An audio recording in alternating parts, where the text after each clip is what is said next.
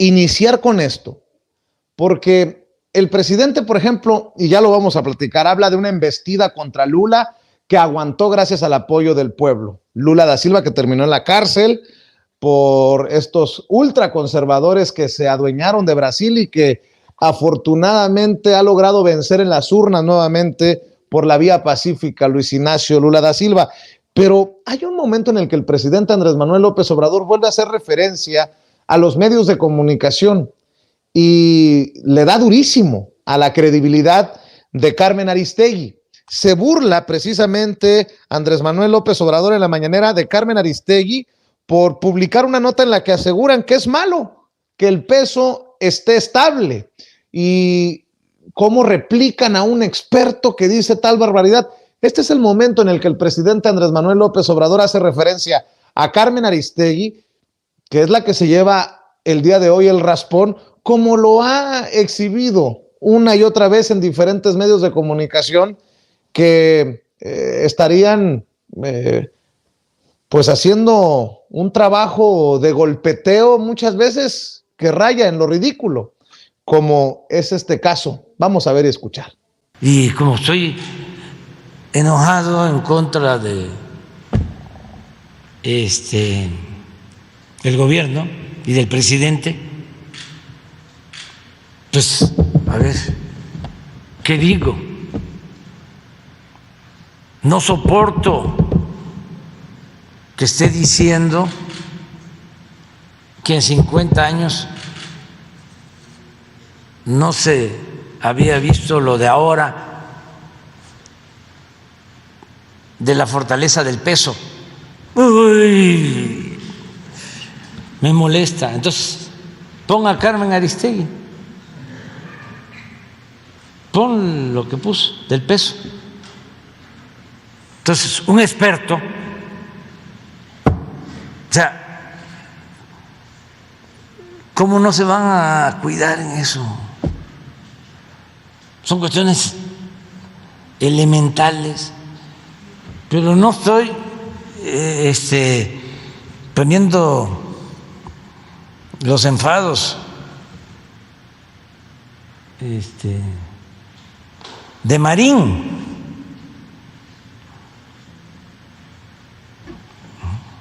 El gruñón de Marín, con todo respeto. No, es Carmen Aristegui. Para que vean qué nivel es sobre el peso, de cómo nos daña. O sea, el que no se devalúe el peso, el que esté fuerte el peso, no nos ayuda. Es lo que dice, según un experto. Y así es el periodismo del Reforma. Y claro, gentes como el señor del avión, pues desde luego que sí tienen razón. Es correcto. O sea, ya se me hacía que esto estaba mal, pero aquí viene un experto y me lo explica. Y ya me convencí.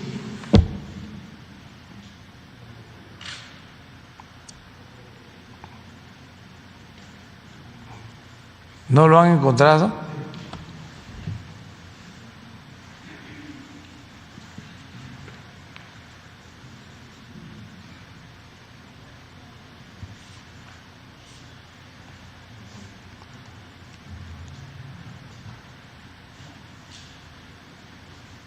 Miren esto.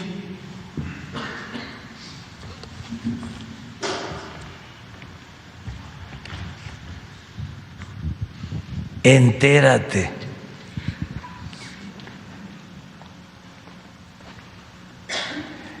Estabilidad, peso dólar ha dañado el crecimiento económico. Experto.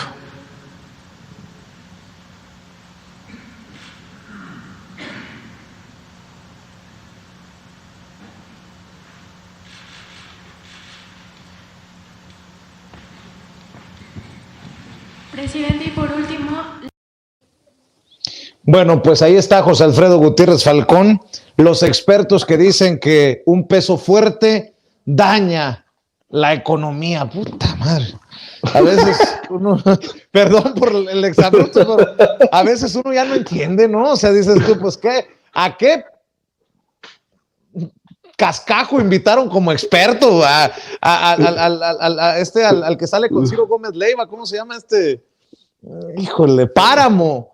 Sí, David Páramo. O a Macario Schettino. ¿A qué demonio invitaron de experto? Pero bueno, ahí está el quemón que se lleva hoy Carmen Aristegui en la mañanera, mi querido José Alfredo. Sí, pues bueno, yo vi esta nota y la verdad es de que me pareció ridícula. Y pues bueno, Andrés Manuel López Obrador la lleva a la mañanera para no dejarla pasar, ¿no? Y están hablándole, como siempre, ya a un nicho desinformado, a un nicho fanático, porque fíjate que ahora que he estado vendiendo mi segundo libro 4T, sí me doy cuenta de que hay mucha gente muy desinformada, porque me hablan al día siguiente o a los 2 días y me dicen, oye, yo no sabía que esto, yo no sabía que lo otro, y pues entonces ya les empiezo a explicar. Y me tocó un caso de una chica en un restaurante que me vio con el libro y me dijo, a ver, ¿de qué se trata? Y bla, bla, yo soy del Estado de México, pero quiero saber, muy amable ella, y entonces empiezo a platicar y me dice, ¿qué onda con el aeropuerto? Y le doy 2, 3 ideas del aeropuerto y me dice, ¿a poco ya está funcionando el aeropuerto?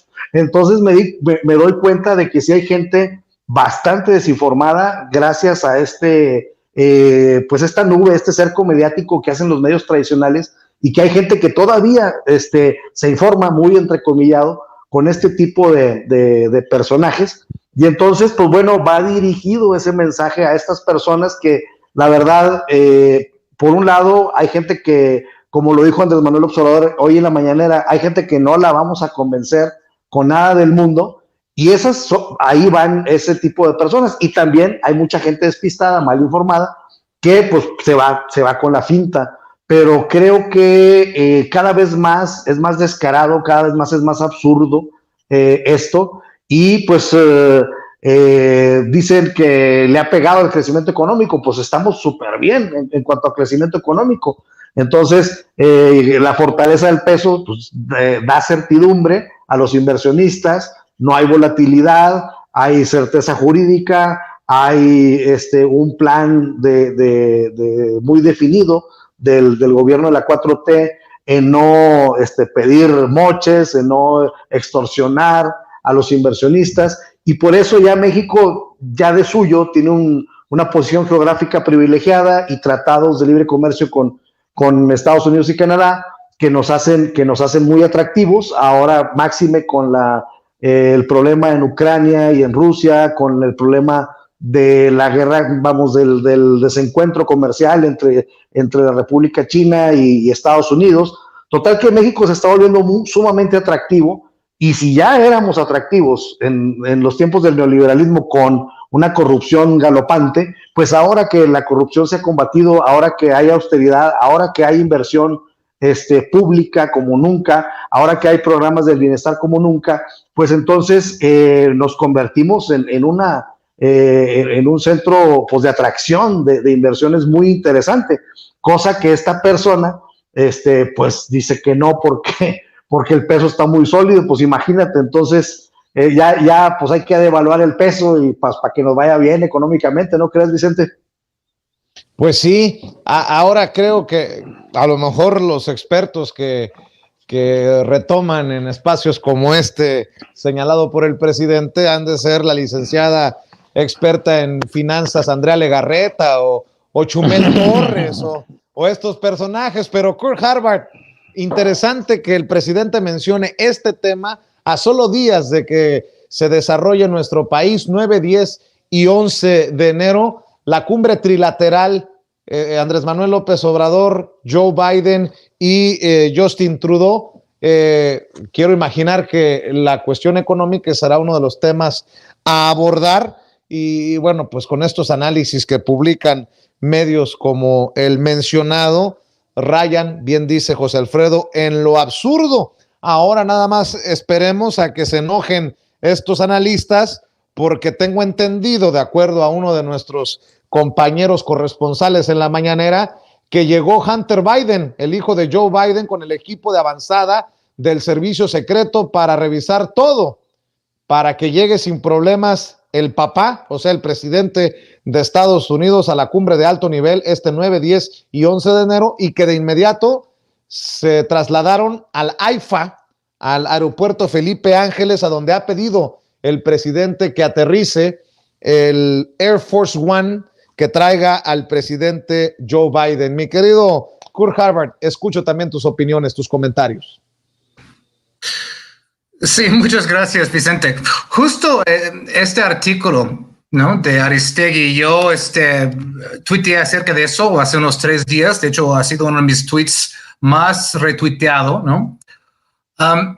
Acerca precisamente de eso, que la prensa mexicana e internacional están cómicamente anti-AMLO, que ahora pues quieren pintar la fortaleza del peso ahora como algo que daña la economía, ¿no? Y pues previsiblemente con un tweet que pues viaja mucho, sale ahí desde Estados Unidos una horda de expertos, ¿no?, que querían explicarnos, ¿no?, todo, ¿no? Que lo que tú no entiendes es que solamente la diferencia entre las tasas de interés y las tasas de interés en México son mucho más altas que las tasas de interés de la Fed de Estados Unidos. ¿A poco? ¿A poco? Porque este sencillo remedio no funcionaba en los gobiernos anteriores. Nada más, pues, subir las tasas de interés y el peso se mantenía estable. ¿Por qué no? Eso no funcionaba antes, con todos los monetaristas que tenían antes en el Banco de México. ¿Por qué no funcionaba eso con Carstens y todos ellos, no? Ay, no, me dicen, Kurt, pero no entiendes. No tiene nada que ver con este gobierno. Tiene nada que ver con los mercados, con las bolsas de valores, con los que hacen sus intercambios de divisas y sus especulaciones. ¿A poco? Entonces, ¿por qué los mercados pasaron el verano, por ejemplo, la bolsa de Chicago, donde tú vivías, Vicente, apostando semana tras semana en contra del peso? Porque esas bolsas estaban apostando sistemáticamente en contra del peso, infructuosamente. ¿Cómo explican eso, no? ¿Cómo explican las devaluaciones de Peña, de Calderón, de Fox, no? Pues desde que yo estoy en México, una devaluación de 100%, ¿no? En condiciones mucho más favorables, ¿no? Calderón, por ejemplo, tenía una situación mundial mucho más tranquila y precios récord del petróleo que despilfarró y hubo devaluación, ¿no? Ahora, en medio de una pandemia, en medio de una crisis de la cadena de surtido, ¿no?, la supply chain, ¿no?, y la guerra contra Ucrania, un caldo de situaciones que normalmente haría que los inversionistas huyeran hacia monedas más estables. Así funciona normalmente. En una situación de crisis mundial, normalmente las divisas primermundistas se fortalecen, ¿no? Se llama la huida de riesgo. Bueno, ¿por qué no ha pasado? ¿No? Los grandes expertos, ¿no?, en monetarismo, ¿no?, que nada más hay que jalar y subir la palanca de tasas de interés, eso, ¿no? ¿Por qué no ha pasado? Y no tienen respuestas, ¿no? Porque ya no estamos jugando su juego por sus reglas, ¿no? Yo creo que lo que estamos empezando a ver son que las políticas de la 4T, las políticas redistributivas, que creo que incluso deben ser más grandes, ¿no?, más fuertes, están empezando a crear un mercado interno en México, ¿no?, largamente abandonado, el mercado interno, ¿no?, donde la gente empieza a tener poder de compra, ¿no? Y este poder de compra, ¿no?, combinado con las remesas que están viniendo del extranjero, están apuntalando el peso, incluso en pues situaciones económicas muy difíciles, ¿no?, mundialmente hablando, ¿no?, por supuesto, ¿no? Y por supuesto que el gobierno está manejando de manera cuidadosa las finanzas públicas y hay confianza, hay mayor confianza en el manejo económico del país. Todo esto tiene su efecto, ¿no? Es decir, no solamente es monetarismo, también la política fiscal, largamente abandonada, la política fiscal, no solamente monetarista, estamos viendo que eso también afecta a la moneda, ¿no? La moneda ha permanecido relativamente estable, todo está sujeto a cambio, ¿no? Incluso apreciado a lo largo del gobierno de la 4T, al tiempo que en otros indicadores también pues hay buenas noticias para empezar el año. La economía está creciendo, la tasa de desempleo está a la baja, curiosamente porque las tasas de interés están subiendo. La ortodoxia diría, pues eso no debería pasar. De hecho, yo hice un tweet, pues el otro, dice, pues, ¿qué va a sacar Aristegui ahora que pues una baja tasa de desempleo está malo, ¿no? Es malo, de alguna forma, ¿no? Pues sí, porque si hay más gente trabajando, va a haber salarios más altos, y eso va a crear presiones inflacionarias y a los patrones no nos va a gustar. Necesitamos una buena tasa de desempleo, ¿no? Así te versan las cosas, ¿no? Los pagos sobre la deuda pública están abajo, la inversión extranjera está al alza. Es decir, hay una serie de indicadores que van en contra de los pronósticos de esos grandes expertos. Recuerden que dije, pues, cuando desmenucé este artículo en New York Times, que insistían desde New York Times que la economía mexicana estaba cratering, ¿no? Estaba en un cráter, es decir, desplomando, en pocas palabras. Y lo repetían en el artículo sobre la marcha del 27 de noviembre, ¿no? Que la economía se estaba debilitando, ¿no? Eso no estaba basando en ningún número, eso no estaba basando en ninguna cifra. Eso nada más es propaganda por parte de los grandes medios corporativos. Están echando porras en contra de la economía mexicana. Nada más que eso está a la par con los que estaban apostando contra el peso en las bolsas de valores.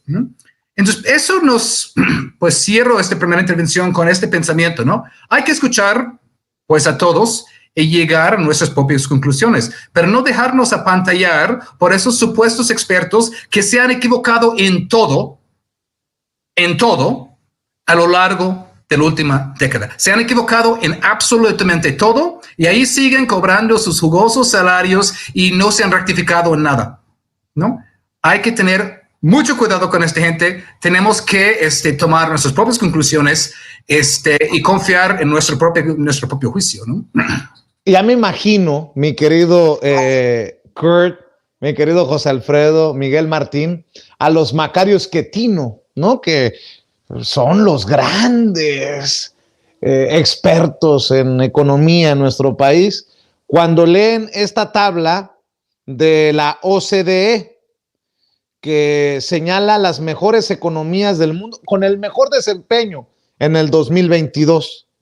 Aparece Grecia en el primer lugar, Portugal en el segundo, Irlanda en el tercero, Israel y España empatados en el cuarto, luego México en el sexto, Canadá en el séptimo, Japón en el octavo, Francia en el noveno empatado con Italia, Bélgica y Suiza empatados en el 11, Gran Bretaña en el 13, Colombia en el 14, Noruega en el 15, Turquía en el 16, Luxemburgo en el 17, Islandia en el 18, los Países Bajos en el 19, Estados Unidos en el 20. Pues seguramente esto han de decir, no, pinches paleros, esos son chairos, esos de sin censura son una...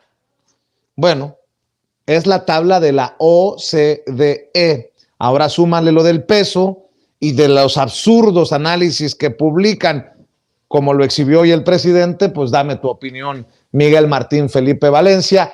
¿Quién tiene la razón? ¿Dónde están los datos duros? Si los números nos favorecen a nosotros o les favorecen a ellos. Entiendo que habrá muchas personas todavía en condición de pobreza en nuestro país, pero cada vez son más las personas que reciben apoyo como adulto mayor, apoyo como estudiante, apoyo como persona con discapacidad, apoyo por estar en Sembrando Vida, apoyo con Jóvenes Construyendo el Futuro, etc., etc., etc., etc., porque no es tan fácil así de enchilame otra decir primero los pobres, mi querido Miguel Martín.